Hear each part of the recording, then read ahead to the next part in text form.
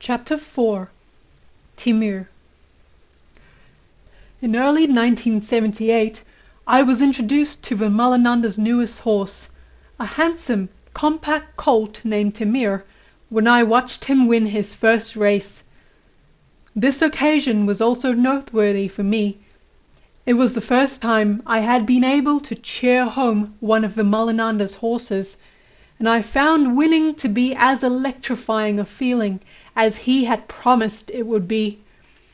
For the first time I understood the seduction of that sensation, how for sporting types like Vimalananda each victory could be as thrilling as his first.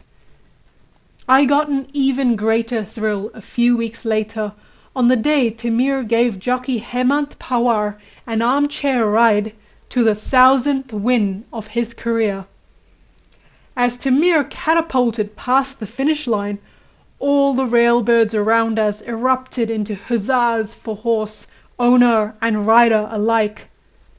Kama, a young Godrej, pumped Vimalananda's hand. Feroz clapped him hard on the back.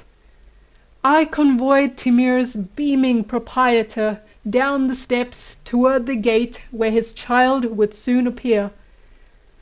After all the losing mounts had returned, the spirited Hemant brought Timir forward so that Vimalananda could grasp one side of his reins. Mr. Lafange, the trainer, then grabbed the other side, and the three humans gave the conquering horse his triumph by leading him ceremoniously back to the paddock. Though I had previously spent time at the Bombay racing stables, my visit there after that afternoon's race was another first for me. The first day that I helped Vimalananda distribute tips to the grooms after a victory. The heroic Timir got his tip of carrots and alfalfa first, of course, for he was watching us as we arrived. Horses love to watch people, and their heads generally emerge from their stalls instinctively when visitors walk by. Timir was one of those horses who enjoy a telepathic ability to know in advance when a friend is headed for the stable. He always seemed to be expecting us whenever we showed up.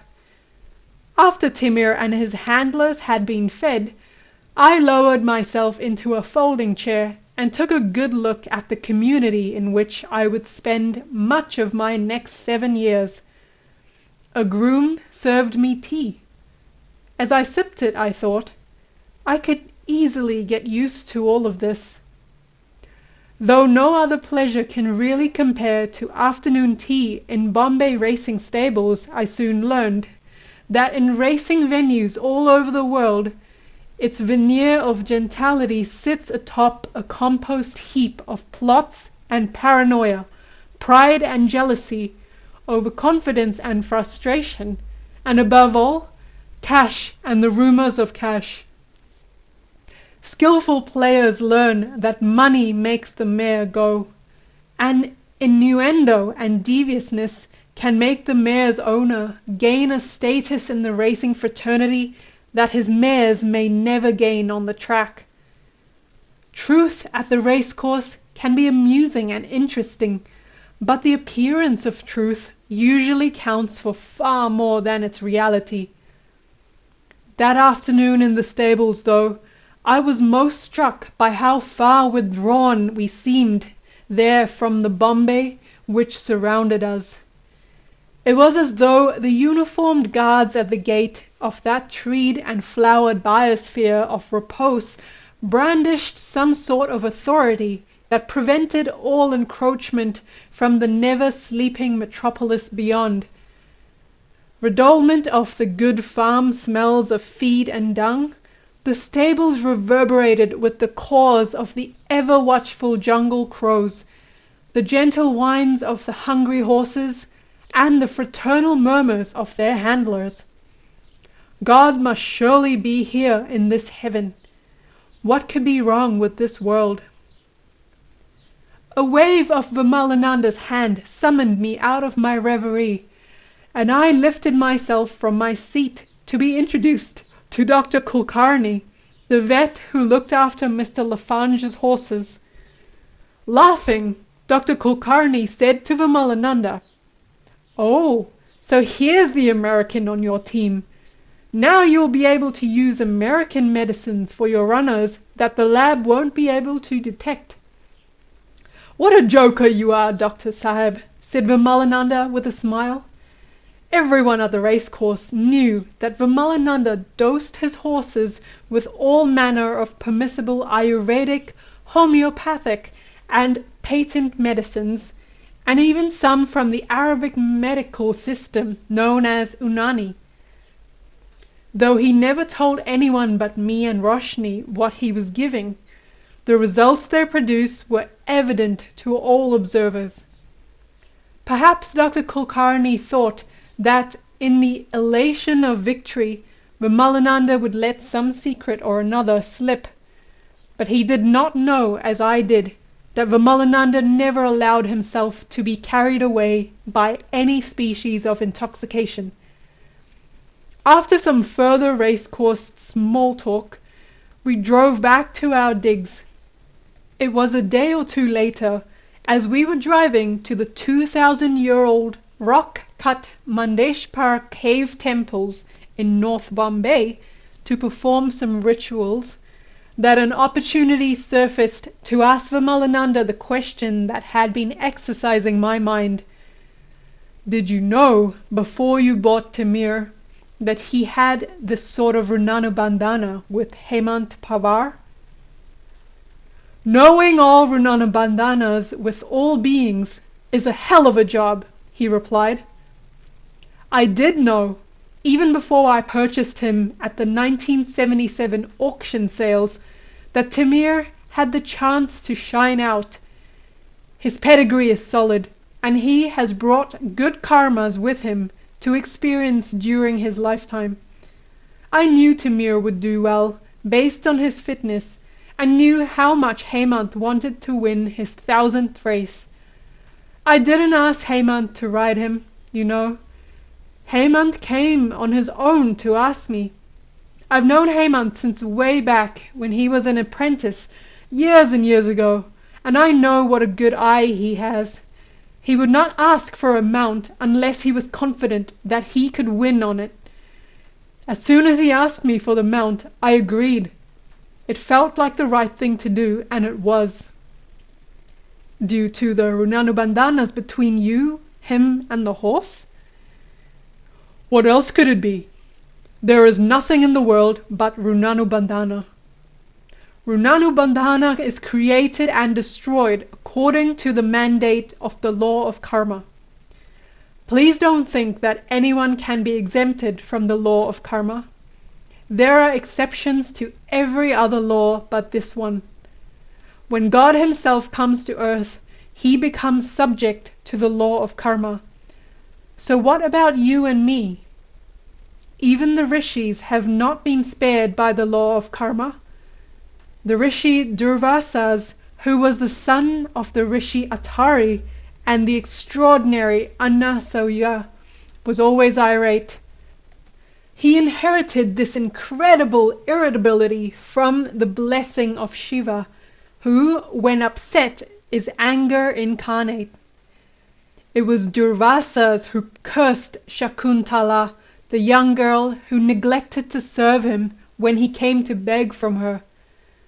Shakuntala's only crime was that she was thinking so fondly of her husband that she could remember nothing else.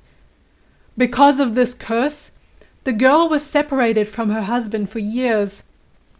Eventually she realized that it was all for her benefit, but what a hard lesson it was. But Durvasas too met his karmic Waterloo. King Ambarsha and his wife loved Krishna immensely. Every day Krishna himself would come to eat the food they offered to their little idol of Bala Gopala, the baby Krishna. One day Durvasas and thousands of his disciples came to Ambarsha's palace for dinner. Durvasas already had a bad reputation, and whenever he was in town, everybody would quake and quiver. Ambarsha and his wife were busy feeding Krishna when Durvasa arrived on the scene. The queen politely told Durvasa, "Maharaj, please wait until we put Gopala to bed, and then we will take proper care of you." Durvasas, who had come to test Ambarisha, got wild.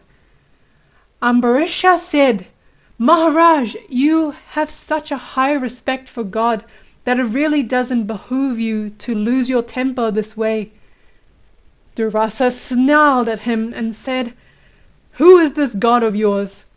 He didn't know Ambarisha. How could he? He had come to Ambarisha full of the ego of his Bala, meaning might. Bala and Kala, meaning stratagem and finesse, rarely exist together in one person. Ambarisha could not compete with Durvasa's power, but he was full of finesse. As usual, finesse won. Out from the tiny idol of Krishna sprang Vishnu's divine weapon, the Sudarshana Chakra. It sped straight for Durvasas, who decided to run. The chakra, meaning discus, chased him over the hill and over dale, through deserts and forests, through all the three worlds. When there was nowhere left to run to, Durvasas hid himself in a lake. The chakra hovered there above his head, whirring menacingly. Then Durvasas knew he was defeated. He said to Vishnu, "I was wrong, O Lord. Please forgive me. What is my punishment?" Vishnu said, "The fruit of 10,000 years of your penance is to be fortified." And so it was. 10,000 years was not much to Durvasas, who had been doing penances for much longer. The worst thing for him was having to admit his fault. Durvasas had to pay dearly for insulting Ambarisha, but Durvasas is himself a great devotee of Krishna. How could he ever dream of insulting either him or his devotees? The answer is simple. It was the effect of Saturn. When Saturn's gaze falls on someone, it usually causes them hardships, often by making them do things they would never do under normal circumstances. The Rishi Vashishta lost all his sons because of Saturn. Due to Saturn, the Rishi Vishvamitra twice lost the benefit of thousands of years of penance because of his dallying with Menaka. In fact, one result of Vishvamitra's dalliances was that very Shakuntala who Durvasas cursed with separation from her husband. The play of the rishis is really unique. I thought you told me that if you can completely conquer what comes naturally to you, then Saturn can have no effect on you, and that immortals like the rishis have been able to truly conquer their own natures. True, but it is also true that even the most minimal attachment of your Kundalini Shakti to your body will interfere with your ability to control your own nature. So long as a rishi remains embodied, he must remain at least slightly attached to his body, and Saturn has to cast his gaze on every embodied being. There is no exception. Everyone in the universe has to falter sometimes. Even the Lord of the universe remains subject to the law of karma. Fate can affect any immortal being who becomes subject to the time, space, and causation of our universe, no matter how tenuous or temporary that attachment might be. To know karma is to know fate. But fate is not such an easy thing to know, he repeated, as if to himself. In fact, I doubt that anyone really knows fate fully. Even the gods are unable to fathom it. Do you know the story of Indra and his parrot? No, I don't. Indra had a pet parrot. One day he got the thought, "Someday my beautiful little parrot is going to die. But when will be that day?" This question started to prey on his mind so much that eventually Indra picked up his parrot and went to Brahma, the creator. Indra asked Brahma, "Great Lord, when will my beloved parrot die?" Brahma replied, "I am sorry, Indra. I am only the creator. I don't know about these things like death. But now I myself am curious, so let us go and ask this of Vishnu." Indra, his parrot, and Brahma went to Vishnu and asked the preserver of the cosmos the same thing. But Vishnu responded, "I am only the preserver. I know nothing of destroying. For that we must go to Lord Shiva." All four of them trundled off to put the question to Lord Shiva. But Shiva answered, "Though it is true that I am the destroyer, I do nothing on my own initiative. I only act according to fate. When it is written in someone's destiny that his time has come, then I am there to take him. If we want to know when the parrot is going to pass on, we must ask Vidhata." Indra, the parrot, Brahma, Vishnu, and Shiva accordingly made their way to the residence of Vidhata, fate personified. As soon as they entered his presence, they asked their question, but Vidhata merely said to them, "Look at the parrot." When they did, they saw it lying dead on its back, its little legs sticking forlornly upward. Shocked, the four gods asked for an explanation. Vidhata told them, "It was written that the bird would die only when it, Indra, Brahma, Vishnu, and Shiva all met with me at the same time." This was the only way in which the prerequisites for its death could be fulfilled. It was because the parrot's time had come that you, Indra, got the idea to come and inquire. Had you ignored that thought, the parrot would never needed have died. And that was it. Indra and the Trinity learned a good lesson and had to go home parrotless. That's right. Huh? Is asking questions what naturally comes to Indra? Of course, from the celestial point of view, Indra may be the king of the Devas, but in the context of the human body, he represents Indriya, which means sense organ. All that the sense organs do all day long is ask questions. They are always looking outside to hear, touch, see, taste, and smell what is going on. If asking questions is not what comes naturally to the sense organs, I don't know what is. If Indra had been able to control his own nature, he would have asked himself why he had asked that question. Then he might still have his parrot. Don't forget, your conquered senses are your friends, and your unconquered senses, the ones that you allow to do what comes naturally to them, are your enemies. All right, I can see that.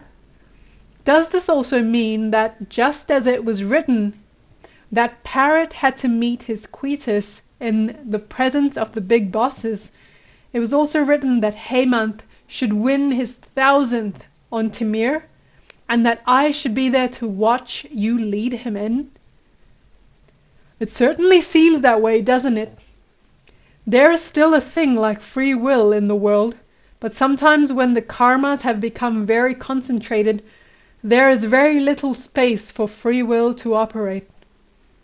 If this weren't the case, how could astrologers ever predict the future accurately? We know that they can, You have experienced it yourself. True. When your karmas become very, very concentrated in a certain area, no amount of effort can enable you to escape Saturn and cheat your fate. He laughed, a quiet laugh. R.D. Shah is a mathematical wizard and an amateur palmist who learned some of his palmistry from me. He is also something of the classic absent-minded professor. If he is deeply engrossed in some problem, he will go out into a rainstorm without any cover and will look up into the pouring rain without even being able to recognize what it is. One day he came to me so fired up that he could barely talk. I waited patiently for him to calm down when he finally spit out, "I've seen a palm which is so unusual that you must come look at it and tell me if I am interpreting it correctly." He took me to the man whose palm he has read, and when he saw the palm again, R.D. Shah suddenly told the man, "You are going to murder someone within 4 days. Please come to my house so that I can make sure you don't." None of the people there believed this prediction except for me, for I did see murder written in his palm. The prospective murderer's best friend, who was sitting next to him, objected. "I've known this man for years, and I can tell you that he would never murder anyone." R.D. Shah asked for the friend's hand, looked at his palm for only a moment, and gasped, "You are going to be the victim. Oh my! Please get out of town immediately." No one listened. They all probably thought he had gone crazy. But I didn't, because I had seen the victim's palm too, and saw it in the same thing that R.D. Shah saw. R.D. Shah went to the prospective victim's wife, but she ignored him. 3 days after the prediction was made, the victim carried a large sum of money to the prospective killer, who promptly murdered the man for his trouble. When R.D. Shah heard of this, he came to me and broke into tears. It was pitiful. He sobbed, "I tried to prevent it, but I couldn't do a thing." On a whim, R.D. Shah went down to the jail and looked at the man's palm again. He said, "You will be convicted and sentenced to hang, but appeal the conviction. Your conviction will be overturned on appeal." All of this took place exactly as predicted. When he was freed, the murderer came to R.D. Shah for a third look at his hand. The verdict?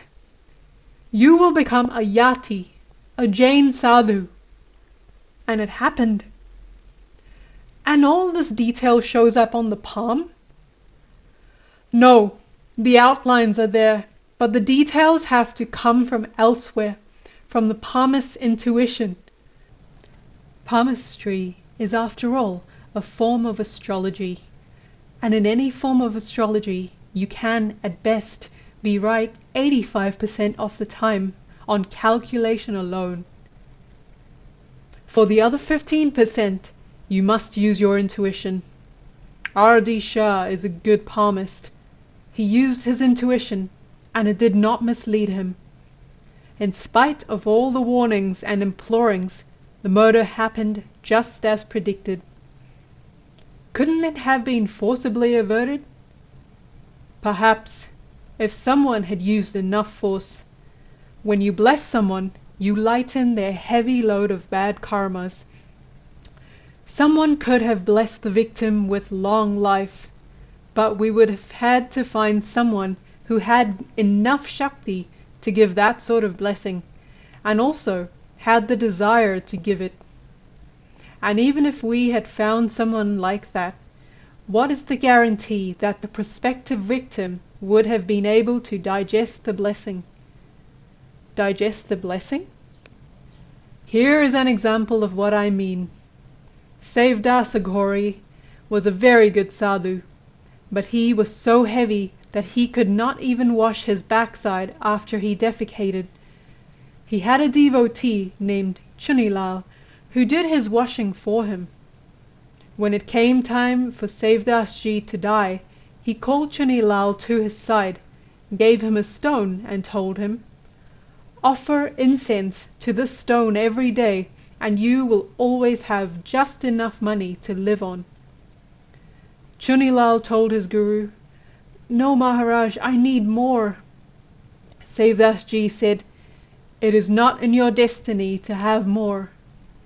But Chunilal insisted, which caused Sevdas Ji to reflect over how Chunilal had done a very dirty job for him for so long. So Sevdas Ji used his power to create the sum of 100,000 rupees, which he gave to Chunilal. Chunilal took leave of Sevdas Ji, but he had not travelled even a couple of miles toward the city of Baroda when his money was robbed from him. Then he had to return to Sevdas Ji and accept the stone that had first been offered to him. We had arrived at the caves and were welcomed by a group of Vimalananda's spiritual children who were here to worship with us. "Do gurus give out knowledge the way Sevdas Ji gave out money?" I prompted as we walked toward the temple. "There are only two ways in which you can get knowledge from a guru," responded Vimalananda empathetically, so that his children could hear. "One way is via Runanubandhana. If the guru owes you some debt of knowledge from a previous birth, if you are his creditor, then he will have to pay you back. Where will he go? The other way is how Arjuna got the knowledge of the Bhagavad Gita from Krishna, Mat Prasadat, by God's grace. There is no third way. Look at how easily I step over this channel in the floor," he said as we entered the caves. "This is how easy it is when you have kripa, meaning grace, from your guru.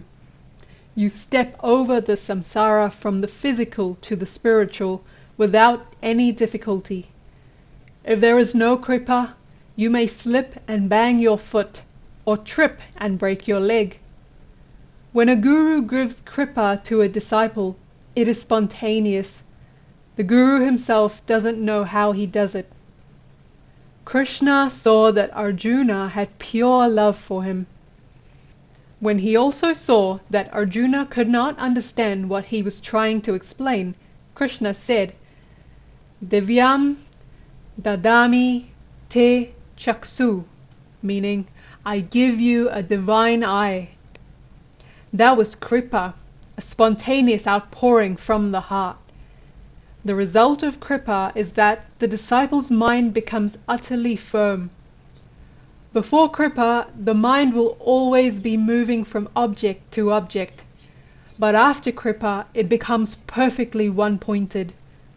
Kripa can be used only for spiritual purposes, and it cannot be spoken. Whoever says kripa can be spoken or willingly given is a fool. The same holds true for kalyana, which is mainly mundane and only slightly spiritual. Kalyana will improve your material life, but it will not make your mind very one-pointed. You cannot take from a guru anything more than what he owes you unless he gives you grace, either kripa or kalyana. And even if he gives you grace, you may not be able to hold on to it, just as Chunilal could not hold on to kalyana that Sevdas Ji offered him. This means I offered that kalyana and kripa are varieties of blessings. Kalyana and kripa are, continued Vimalananda, two of the many varieties of blessings, and kripa is really a wonderful thing. It is so wonderful to have a one-pointed mind. Does anyone really know the power of the mind? Listen to this story. Once, in a certain kingdom, the king had fallen ill. No one knew how to cure him, Even his personal physician failed.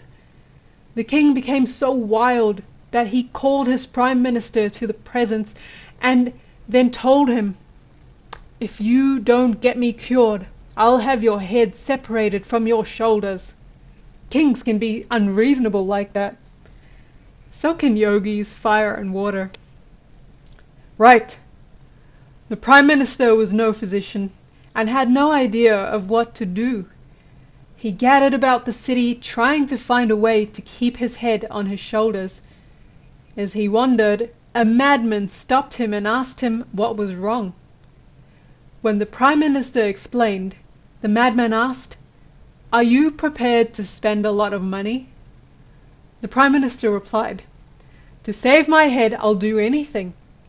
So the madman took him incognito to the biggest sandalwood merchant in the city. This fellow had completely cornered the market in sandalwood, but appeared to be in agony. The prime minister asked, "What is wrong, my good man?"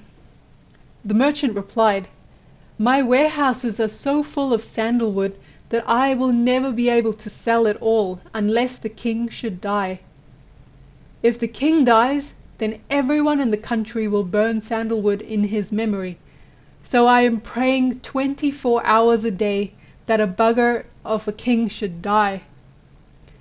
The prime minister immediately understood that this single-pointed concentration was the cause of the king's illness. He therefore immediately brought all the merchant's sandalwood.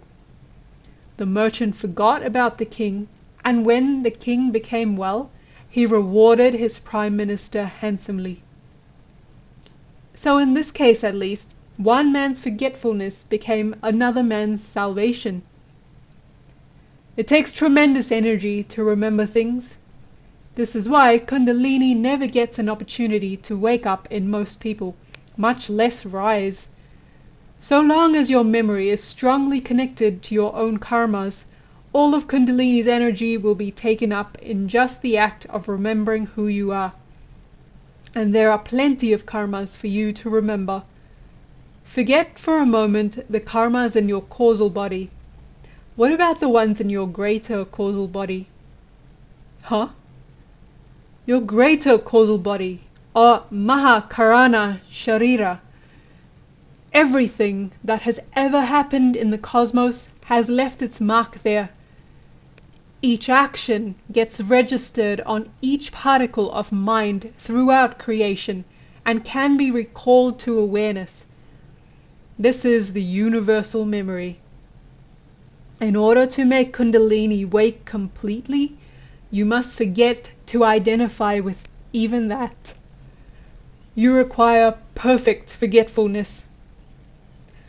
Perfect forgetfulness? Yes, because as she awakens you will gain access to the memories of all your past karmas. We call this Puna Smriti in Sanskrit. If you gain Puna Smriti before you are able to handle it, before you can digest what you will remember, then you might get trapped in those memories. So you don't think it's good to try to recapture the memories of your past lives, like some Westerners are now trying to do? How will that help them? Fortunately, most of these people will just hallucinate something and think it's real, and will build some complicated construction around it to entertain themselves. But a few will really tune into their Runanubandhanas, and those are the ones who will be in real danger. What do you think would happen if you were a mother who realized that your child had murdered you in a previous life? Would you be able to behave in a purely maternal way in this lifetime and get beyond your desire for revenge? Or would you get stuck in that previous reality and keep the whole cycle of retribution moving along?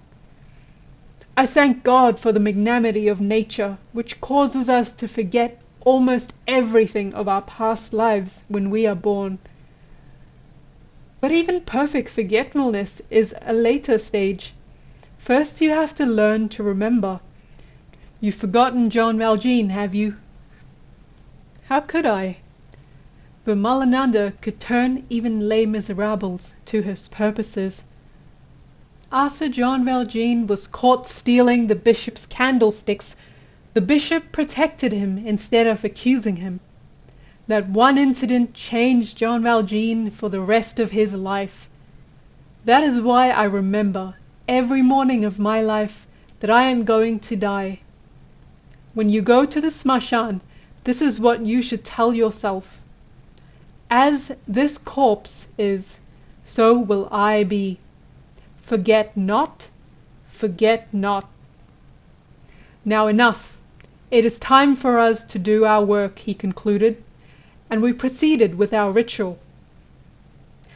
Though he sat after we completed our worship and joked with his other children for a bit, he showed no interest in resuming this conversation until we were back on our way to South Bombay. Then he began again.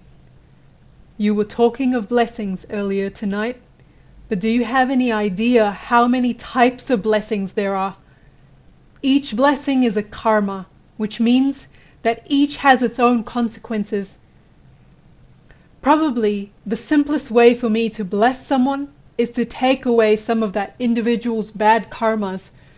But if I do that, then I will have to suffer some of those karmas myself. The law of karma is very strict. When there is an action, someone or something will have to experience the reaction. Taking on someone else's karmas is therefore a crude and unsatisfactory way of blessing. Not only will I make myself miserable, but I will use up all my Shakti working off the bad karmas of only a few people. Then I will have nothing left for all others who have Runanubandhanas with me. One way to bless someone, which will cost me almost nothing, is for me to rearrange that individual's karmas. If he or she is destined to suffer miseries to pay off some bad karmas, I can arrange for some good karmas, ones which were supposed to ripen and emerge later, to emerge now. But once these good karmas are exhausted, there will still be those bad karmas to pay off, and there will not be any good karmas left to cushion the blows. The last condition will be worse than the first. This is obviously not much of a blessing, but some people I know, who did not deserve wealth in this lifetime, have demanded it from me, and I have given it to them in this way. If they are sensible, they will use this wealth to perform more good karmas, to rebuild their karmic credit balances. And if they don't, they'll be finished? Completely finished. Now, Pitri Tarpana can also be a blessing. Suppose you have an ancestor, meaning Pitri, who has been reborn as a horse, who draws a carriage. Because you still possess some of his genes and chromosomes, his consciousness in his new form is going to affect yours. How? While he was living, his Ahamkara identified with his entire body. The only part of that body that remains after his death is that body's pattern of genes and chromosomes, a portion of which resides in you. Because everything that has ever happened in the cosmos has left its mark there, his mark remains on those genes and chromosomes for as long as the pattern remains relatively intact. As long as his mark is there, his awareness will continue to resonate to some extent with those genes and chromosomes, which means that his awareness will be able to influence your awareness via the genetic material that he has bequeathed to you. Oh my God, how long will that influence last? Vedic tradition speaks of 7 generations. Is this some sort of numerological number? Not at all. Don't you remember how many times an ordinary horse must be crossed with a thoroughbred before its progeny can be registered in the thoroughbred stud book? The 8th cross becomes a thoroughbred. which means that the ordinary bloodline becomes effaced after 7 generations. Oh my God! So the people in the Bible were not just talking through their hats when they spoke of a sin being visited on their heads and not on their children's heads upon up to the 7th generation. Not at all. Now, if your ancestor was some sort of saint, the influence of his awareness on you might be fairly positive. Otherwise, it will probably not help you much and might prove greatly detrimental. What would be helpful for you is to break your ties with him in such a way that you help him out as well. To do this, you perform a Tarpana ritual, which forcibly draws that ancestor spirit to you. Obviously, it would be easier to do this if your ancestor were bodiless, but it can be done with him embodied all the same. When the spirit of your ancestor leaves the body of his carriage horse, the body will drop down without warning on the road. No one in the vicinity will understand what is going on. Someone may even accuse the horse owner of cruelty to dumb animals. During the ritual, the horse will remain unconscious, and after it is finished, the horse will jump up and start lurching about. Then at night, when no one is around, the spirit will leave the horse permanently and go to another womb, and the horse will die. And that breaks the tie? Not at all. You still have his genes and chromosomes, but now he has moved up a little in the world of manifestation, so his influence on you will improve a little. But this is only one of your many ancestors.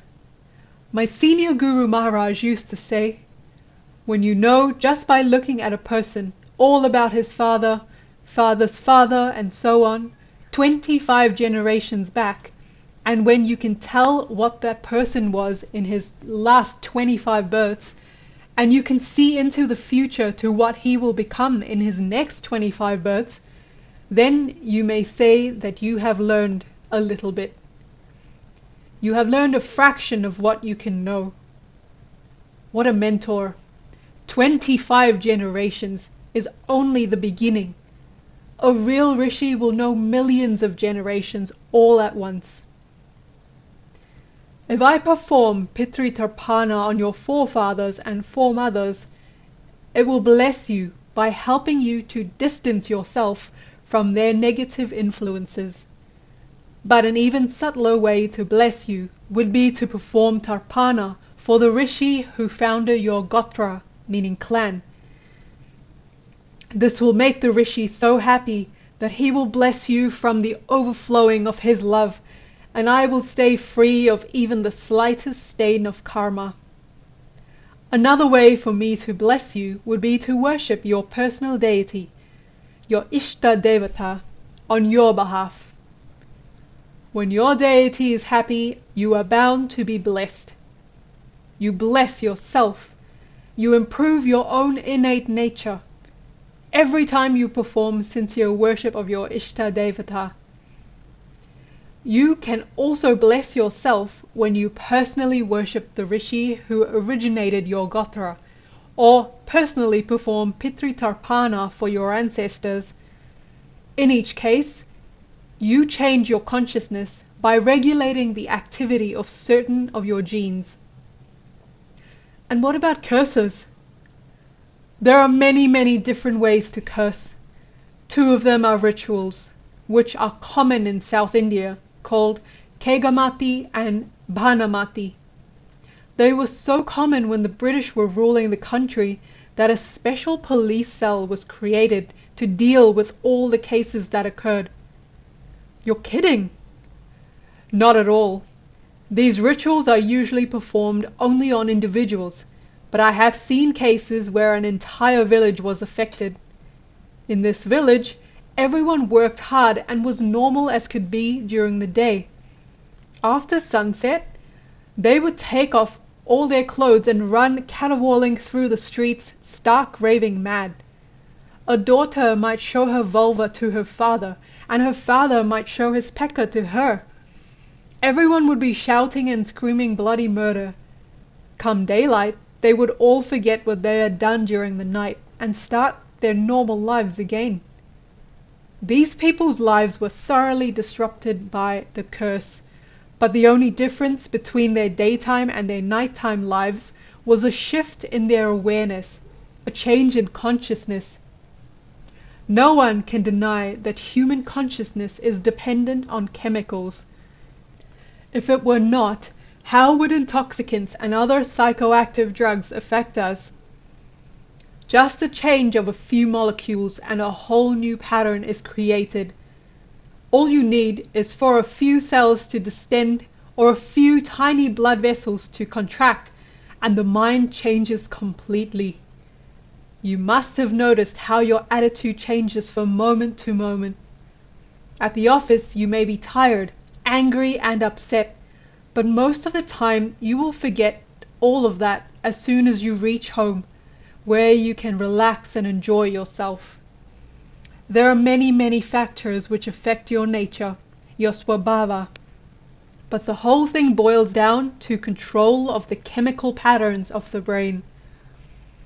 How much or how little Amkara self-identifies with your body, which determines how free Kundalini can be, is controlled by your chemistry.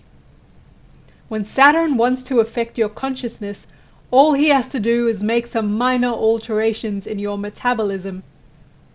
This is why Aghoris are fond of intoxicants. As long as you remain in control of your intoxicant, as long as you are consuming the drug and it is not consuming you, you can direct it to alter your nature in any way you see fit. This is especially true of bhang, which is a preparation of marijuana leaves. Whatever thought you hold in your mind stays there without effort. If you can concentrate on disengaging Kundalini from her coverings, you can make quick progress with the help of intoxicants. But they are useful if and only if you can control your mind. If your consciousness is inundated by intoxicants, you are sunk, because then they will reinforce and intensify all the limitations of your nature. As long as your svabhava is not perfectly controlled, you will be subject to Saturn's control. And believe me, it is no joke to be able to control your nature. Even Shiva himself was once affected by Saturn. When he and Parvati were married, all the planets except Saturn came to bless the couple. Parvati took Saturn's absence as an insult and demanded that Saturn be instructed to appear. Shiva smiled gently and told her, "Goddess, why not leave well enough alone? It is better that he is not here. In fact, he has done us a special favor by not coming." But Parvati was adamant. Shakti in her awakened, uncontrollable form, and Saturn was obliged to come. He didn't stand in front of the couple, he just glanced at them from a distance. But as soon as Shiva saw Saturn, he experienced his own true nature and went into samadhi. Saturn makes you experience yourself as you really are, deep down inside. Since Shiva's nature is pure consciousness, that is what he experienced. Shiva stayed in samadhi, experiencing that consciousness for 7.5 divine years, and all during that time Parvati was livid. How could she enjoy holy nuptials with her husband when he was deep in samadhi? When, at the end of those years, he came back down to normal consciousness, Shiva told her, "Now you see why Saturn was not invited to our wedding."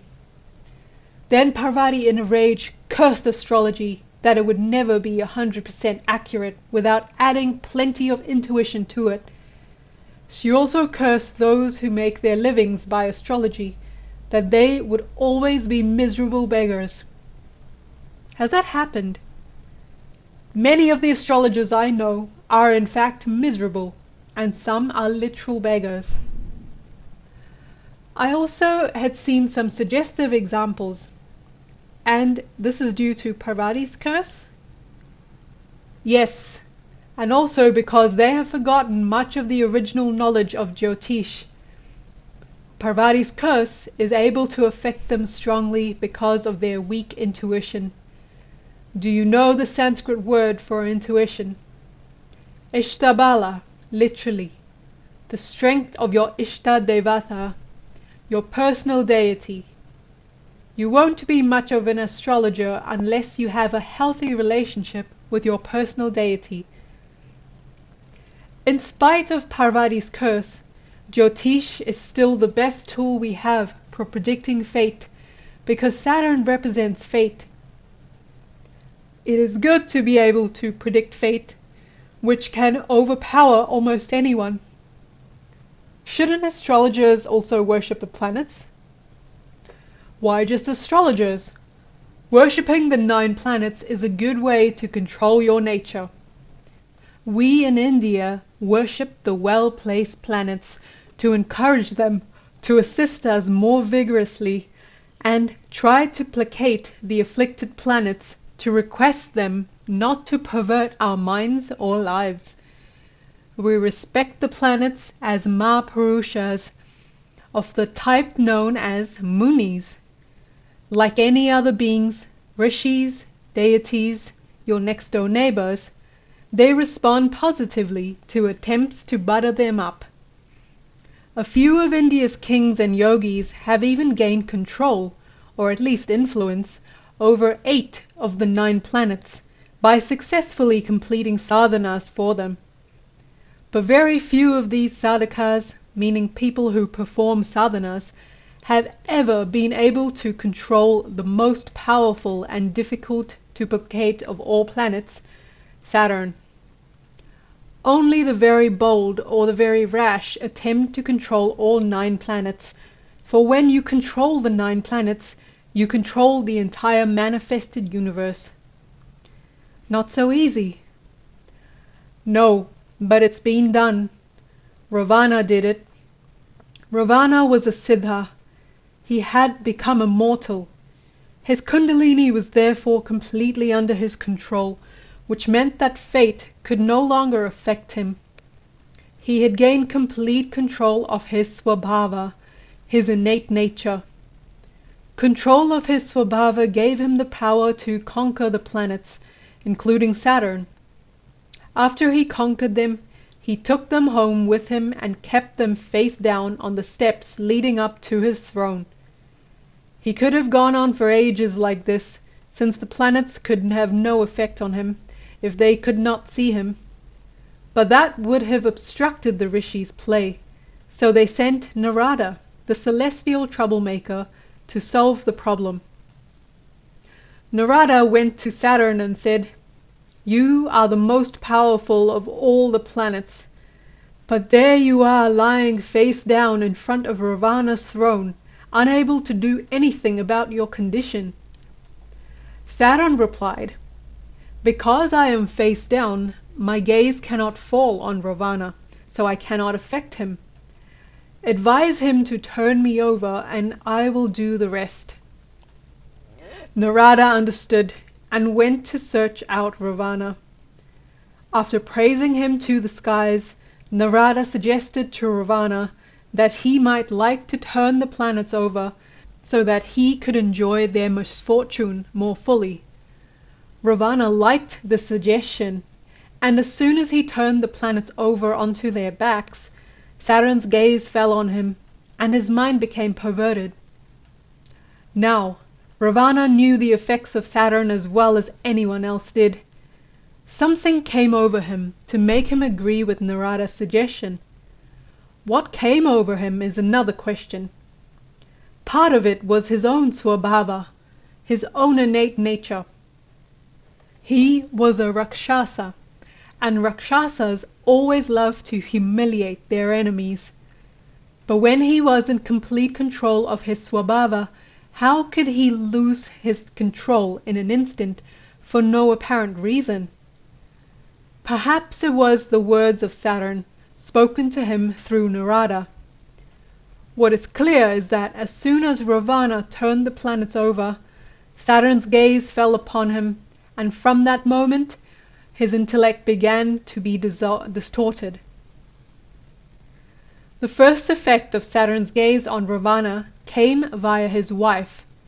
One day she inquired of her husband, "You are now immortal, which is fine, but when will you ever be free from having to exist?" Ravana said to himself, "Oh my God, I've forgotten about that." He realized that his wife was right. So long as he was immortal, he could never hope to improve further. You must die if you don't want to stagnate. Ravana was trying to change his innate nature to become one of the gods, but nature would not permit him to do that because it would disturb her balance. So Ravana's intellect had to be altered. There was nothing wrong with Ravana's desire to die, of course, but it would never have occurred to him had not his intellect been impaired. It was his previous penance of Lord Shiva that had made Ravana immortal in the first place. So Ravana went back to do more penance of Shiva. After long hard penance, Ravana again gained the vision of Lord Shiva. Shiva asked him, "What do you desire?" Ravana told him, "Lord, please give me some way to die." Lord Shiva looked at him askance and said, "I'm very sorry, but you should have thought of this earlier. I have already blessed you with eternal life, and you know that whatever I say must come true. How can I go back on my words now?" But Ravana insisted, and Shiva eventually gave in. He said, "All right, I can't revoke my boon, but I will amend it.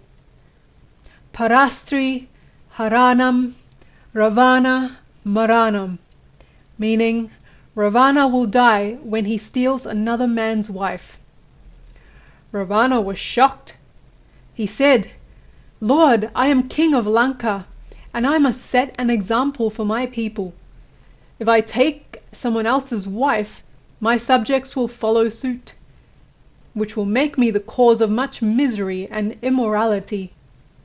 I could never stoop so low as that."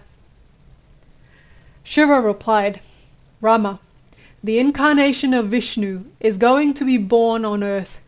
You will take his wife, and he will be forced to kill you. Then, dying at the hands of God himself, you will go to the heaven meant for warriors who die on the field of battle, and your merit will be great. Moreover, your death will act as a warning to anyone who would be tempted to steal another man's wife." And so it happened. It was only because Ravana was such a great devotee of Lord Shiva that he got the opportunity of enjoying such an auspicious death. If Shiva, the god of death, cannot make his devotee die well, then what is the use of Shiva? Because no one knows this, everyone thinks Ravana stole Sita out of lust. If that were the case, would he have kept her prisoner so long in the grove unharmed? No, he would have had his way with her long before. Orthodox Hindus think of Ravana as a total blighter. Don't mention those idiots to me. What do they know about the Ramayana? They only know how to parrot what someone else has told them.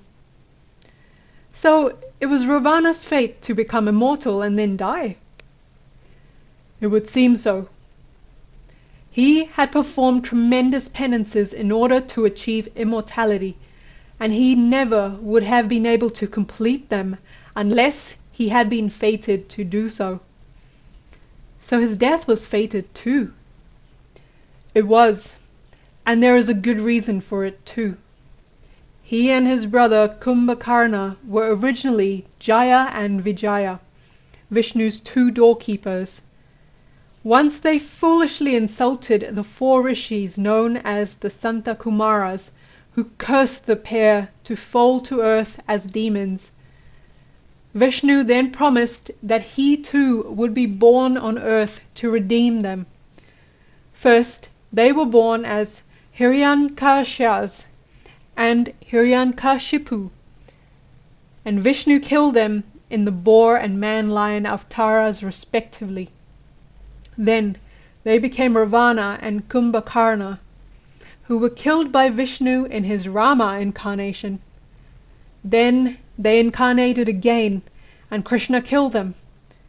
Curses and blessings for 7 births at a time. It was a curse that caused Rama to lose Sita in the first place. When Parashurama met Ramachandra, they fought, and Parashurama cursed Rama. Parashurama was the 6th Avatara of Vishnu, and Ramachandra was Vishnu's 7th Avatara. It doesn't seem very spiritual for Vishnu to fight Vishnu.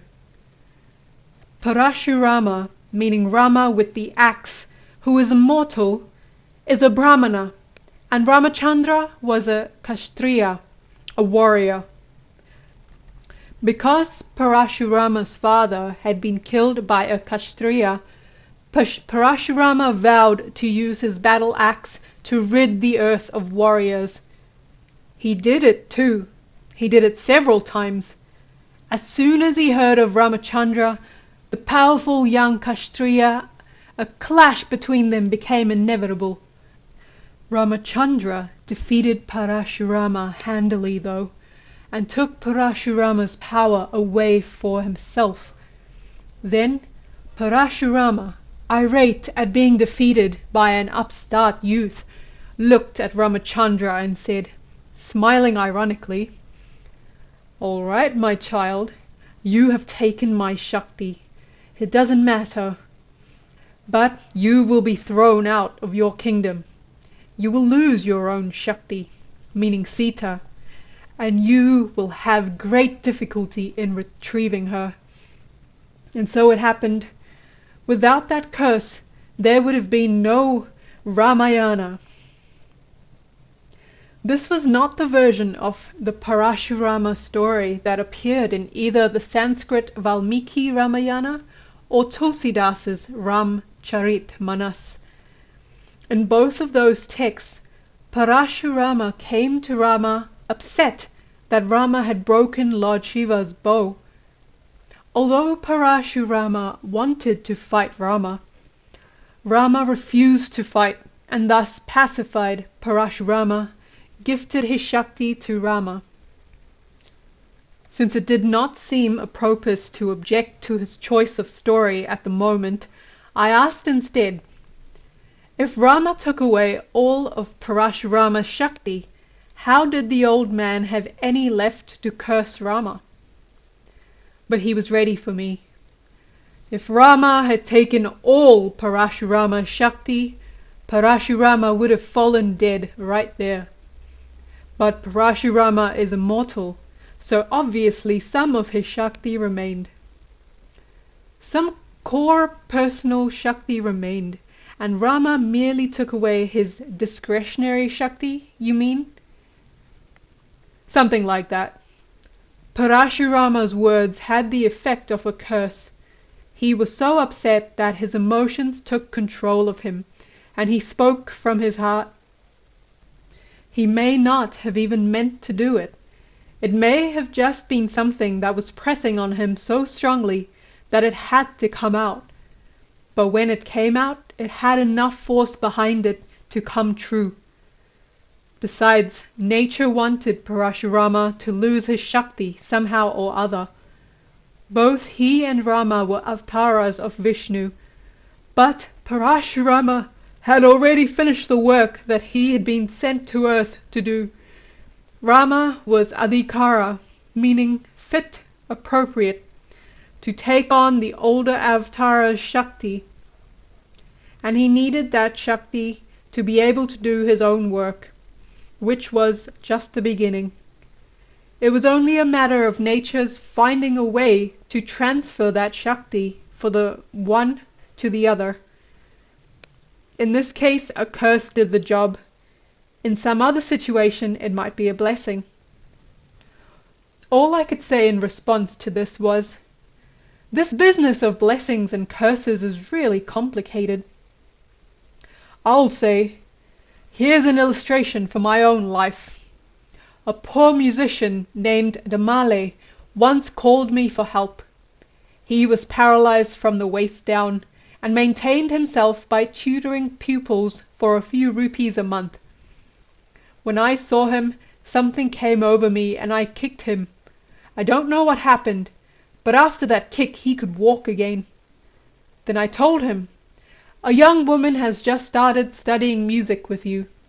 Please ask her to marry you. You and she can teach the classes together, and then she will be very lucky for you. You will have plenty of money.' He listened to my words and married her, and they were happy. All this happened years ago. Then, one day a few weeks back, I suddenly got the thought, I wonder how Damali is. Why don't I go and see him and check him out? I had helped him out, but I was wondering if the blessing had been sufficient. How strong a blessing is determined by how many of those bad karmas disappear or are reshuffled for later experience. Changing someone's destiny is not a joke. If there is a tremendous load of bad karmas, even a strong blessing may only make a dent in them. This is why they say, Garib ki nasib, garib hai, meaning a poor person's destiny is to be poor. When I arrived at his house, Damale greeted me with every mark of respect. Eventually the conversation came around to him, and he told me, "All is fine with me and my family that way, except that someone or another of us is always sick. My wife and I make plenty of money, but it all seems to go to the doctors." I had been afraid of this. Too many bad karmas. I told him, "I really love your music. Please play Kedara Raga for me, and let us see what happens."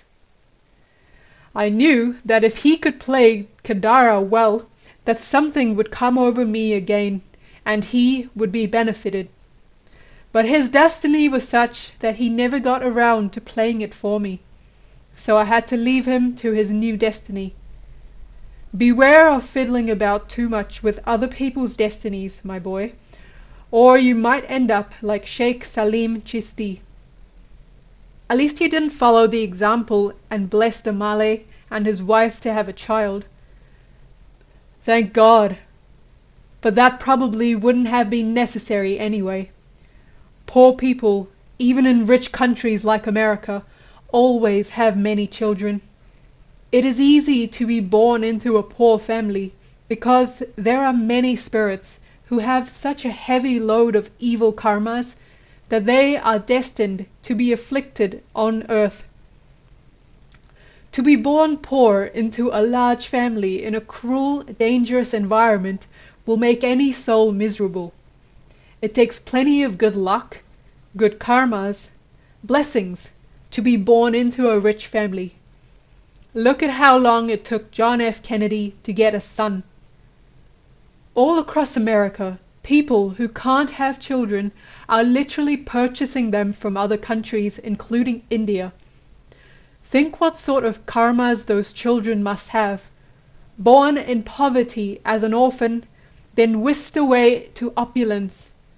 If you are meant to enjoy wealth, if nature desires it, then you will have it whether or not you want it, and no one can stop you from getting it.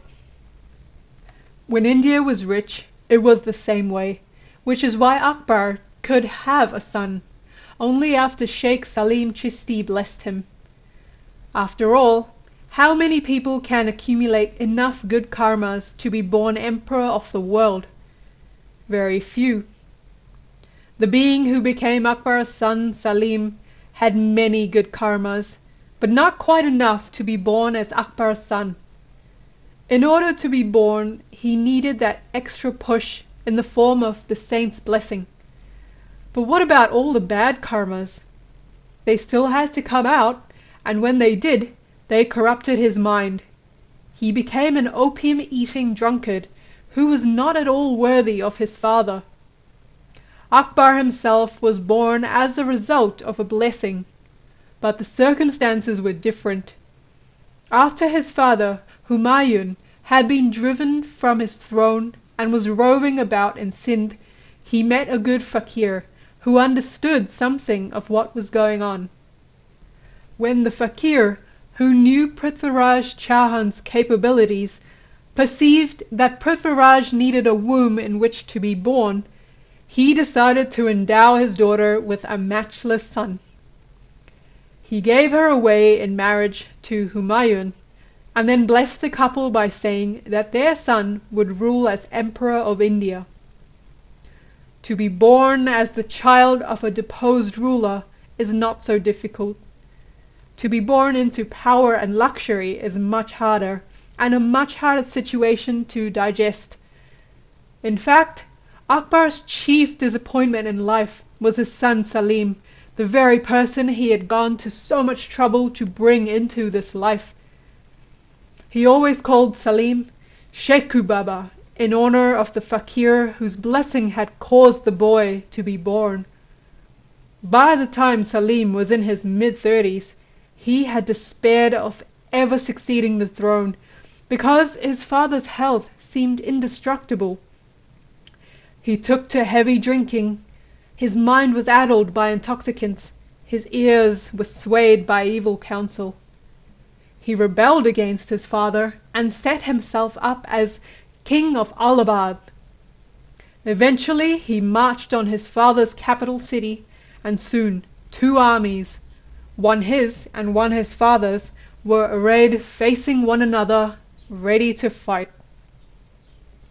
This time, Akbar, who had indulged his son in everything throughout his life, had had enough. His wife sensed this. Before every battle, Salim's mother would worship Akbar's favorite sword and then present it to him.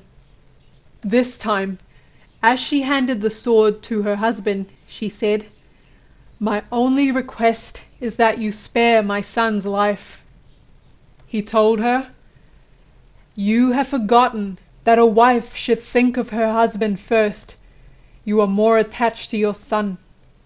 All right, for your sake alone will I spare his life." Out on the battlefield, the 2 antagonists met. Akbar told his son, "Sheku, why do you want all these men and their families to suffer? The quarrel is between you and me.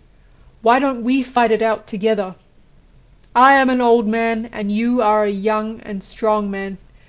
Whoever wins can take the kingdom."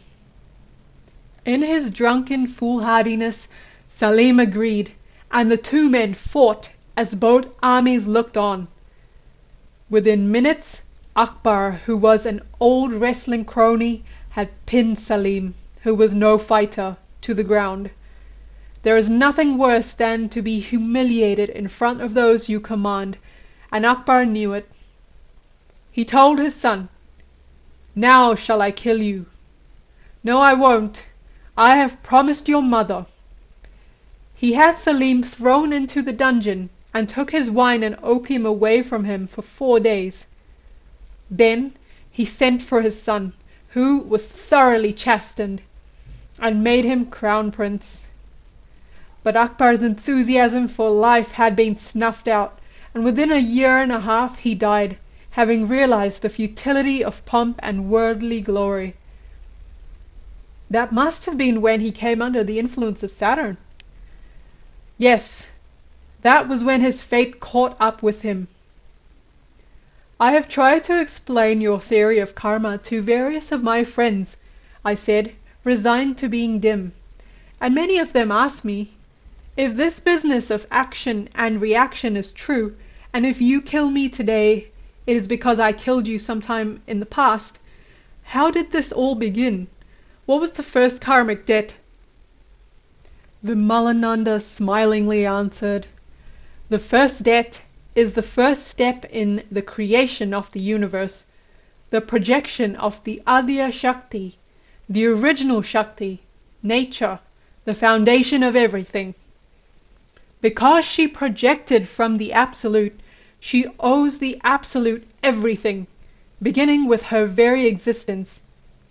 Debts multiply from there as she tries to reunite with her source, the Supreme Shiva. Because she feels incomplete on her own, she craves reunion. When this transcendent cosmic Shakti merges again with her Lord Shiva, there is nothing left to support creation, and the universe dissolves. This is called pralaya. When your Kundalini Shakti, your own Ahamkara, the thing which self-identifies, merges with her personal Lord Shiva, then you cease to exist as an individual. This is laya, disillusion of your false identity in the ocean of the absolute reality. Laya, which is pralaya on the microcosmic scale, involves withdrawal of all your projections back into their very source.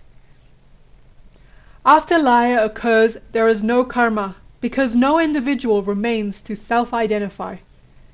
Every action, including passivity, contains karmic activity. Passivity is active in the sense that it is a conditioned state, which makes it part of Shakti. The cosmos exists so long as Shakti exists. Without Shakti, there is nothing, not even Shiva. Without Shakti, Shiva, meaning auspiciousness, becomes Shaiva, meaning corpse. You keep asking me about the Kaulas. Now listen carefully. Only after you have realized Shaiva in your life will you be fit enough to understand Kaula. Everyone is lecturing on the Bhagavad Gita, which Krishna recited to Arjuna, but does anyone really understand it? Take the first two words only. Dharma Shastra, Kurukshetra. How can a Kurukshetra, a place where actions or karmas are performed, be a Dharmakshestra, a place of dharma or righteousness and holiness?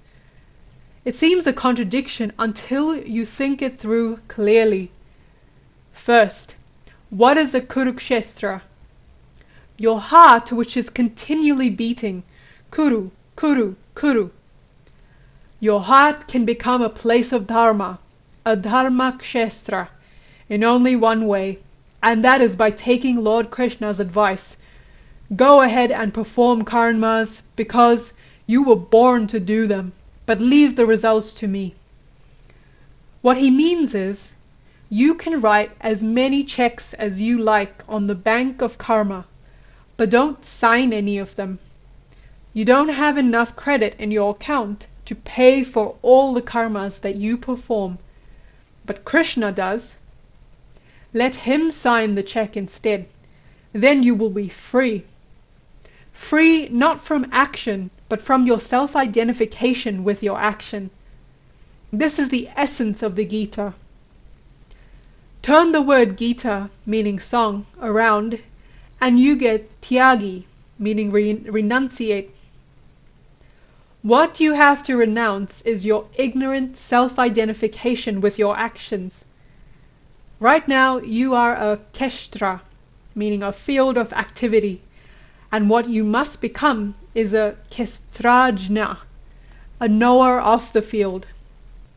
Only through jnana, meaning wisdom, can dharma arise.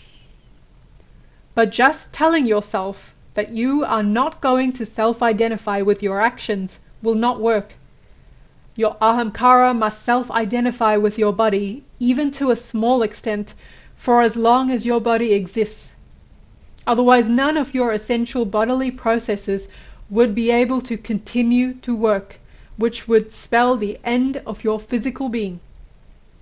But this self-identification, which creates more karma, is often karmically fatal. Ahamkara is free to identify with anything she likes. There is no guarantee at all that she will only self-identify with beneficial things. Even identification with mental images can be dangerous, because any image with which your mind self-identifies gains the power to affect you.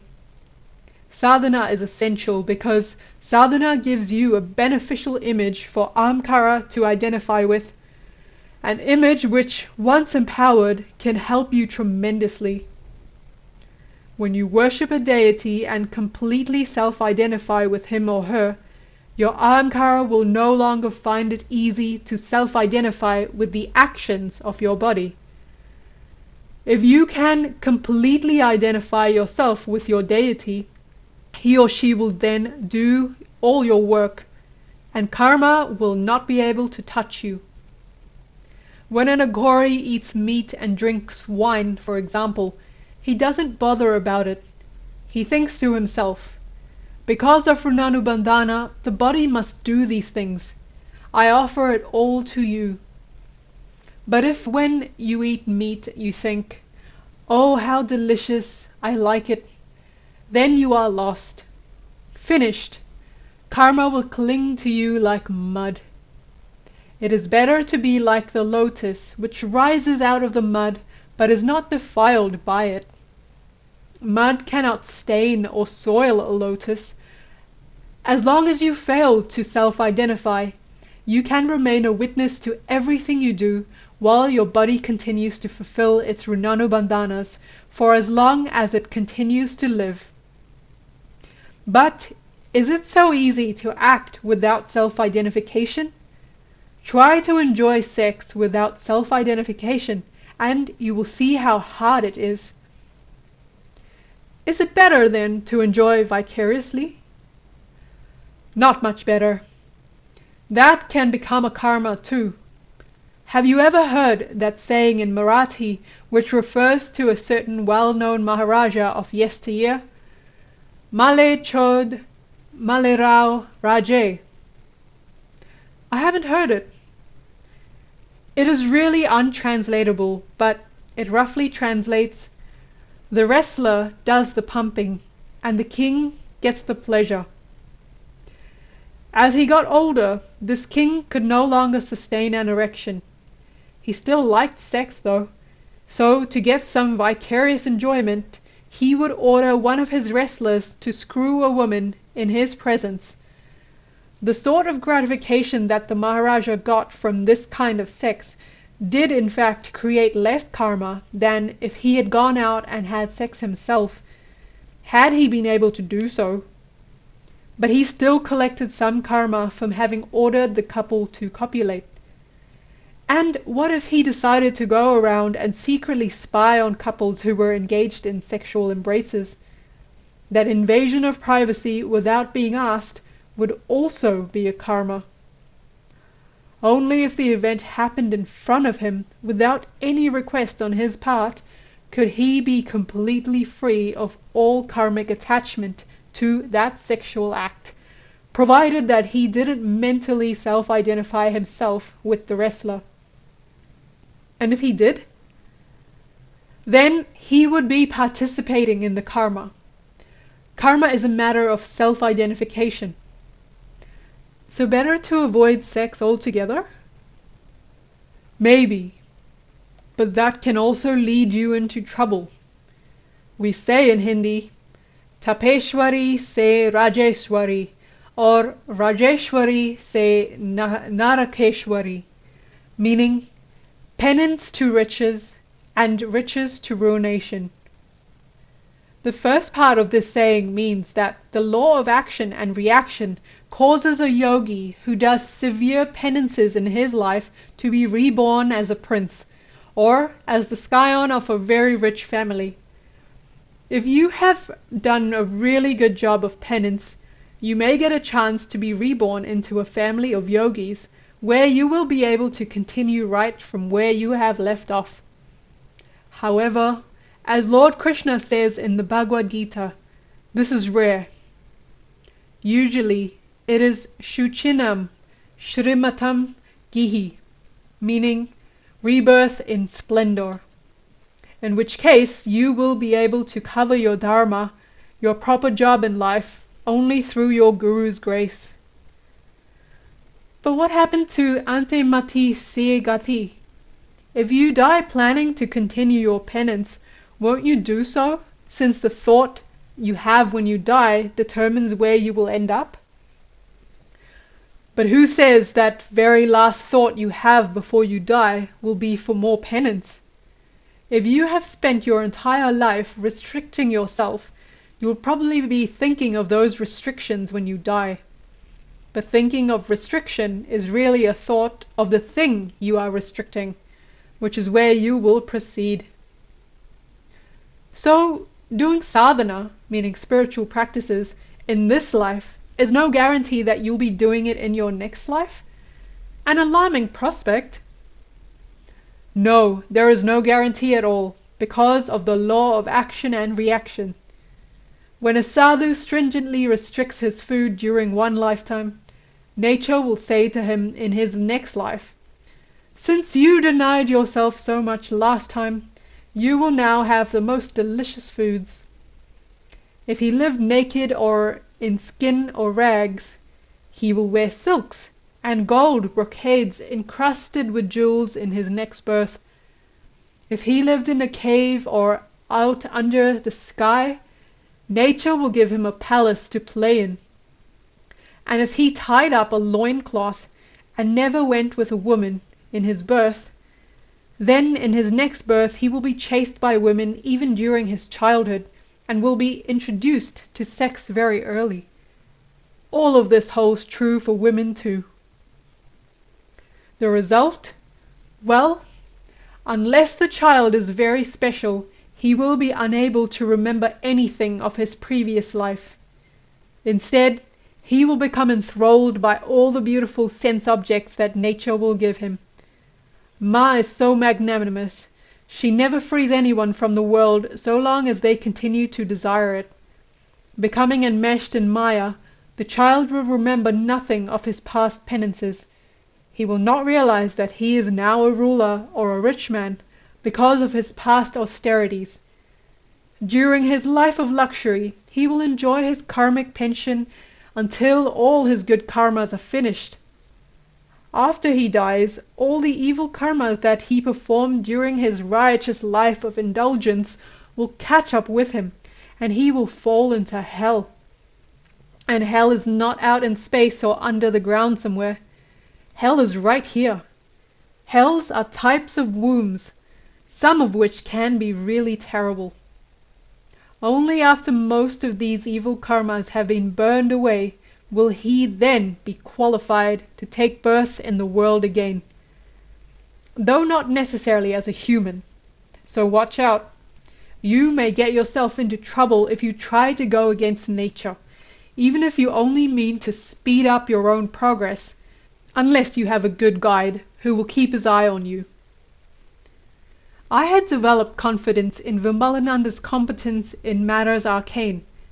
He impressed me at our first ever meeting when he answered all my questions on my ethnographic questionnaire, which was the tool I was using to fulfill the conditions of a project funded by NEH to investigate Ayurveda in Pune, before I could even ask them. Months later, after I had tied my loincloth too tight, he showed me how to tie a tobacco leaf to my swollen testicle to relieve the swelling, and grinned an "I told you so" at my nausea when I left the leaf on too long. He taught me to follow instructions by creating a persistent and vexatiously itchy skin rash after I had a glass of milk at Shonaz's house on a day when he had specifically told me only to drink water there until further notice.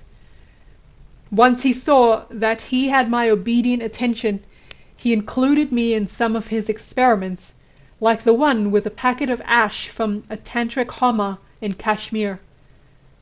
He had me mix a pinch of the ash into hot milk every night for a week, and when I did, a pack of howling dogs showed up outside my dormitory room punctually at 1 a.m. on each of those 7 nights to serenade me. Greatly though my sleep-deprived fellow students groused, they never discovered the source of these visitations. Nor did I, for though Vimalananda was pleased with the results of his experiments, he said no more. When I inquired as to the significance, then, My idea was to introduce you to a certain ethereal presence, and that has been done. Your concern should be with getting your work done.